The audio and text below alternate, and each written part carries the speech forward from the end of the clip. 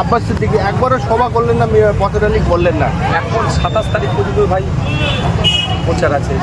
ধরুন না, আরাবুল ইসলাম তো একাই সামলে নিচ্ছে, যখন একাই তোলপাড় করে দিচ্ছে, চলুন তারপর আমরা আছি। কেন বিধায়ক তিনি বলছেন যে আব্বাস সিদ্দিকী, নওশাদ সিদ্দিকী আরাবুল ইসলামকে বলির পাঠা করেছে, সেই জন্য প্রচারেও তো আসছে না, তাকে বিপদে ফেলার জন্য তিনি ভোটের পরে বুঝতে পারবেন। এটা আরাবুল ইসলাম সাহেব উত্তর দিলে ভালো লাগবে না? গতকাল মঠের দিকে আরাবুল ইসলাম প্রচারে গিয়েছিল, সেখানে সমস্ত দোকানপাট বন্ধ, এদের একটা দোকানে জল খাবার খেতে গিয়েছিল, ফোন করে সেই দোকানদারকেও এইটা হচ্ছে সরকার সাহেবের মডেল। আগে তো ভাঙড়ের ক্যানিং শিল্পকে ধ্বংস করেছে, গণতন্ত্রকে হত্যা করেছে, এবার ভাঙড়ে করতে চাইছে।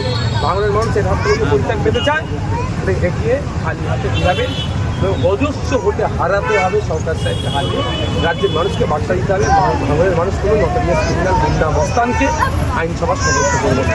একজন রাজনীতি বিশেষজ্ঞ বলছিলেন যে পশ্চিমবঙ্গে 2026 বিধানসভার পরে বিজেপি তৃণমূলের মধ্যে একটি রাজনৈতিক দল বিলীন হয়ে যাবে, অর্থাৎ থাকবে না। তো আপনি কি মনে করেন যে তৃণমূল বিলীন হয়ে গেলে ভালো হয় না বিজেপি বিলীন? রাজনীতি দল বিলীন হয়ে যাবে, বিজেপি তৃণমূল 2026-এর পর থাকবে। এ বিষয়ে আপনি বিজেপি বিধায়কের সাথে বিজেপি পার্টির সাথে আমি বললাম ধন্যবাদ।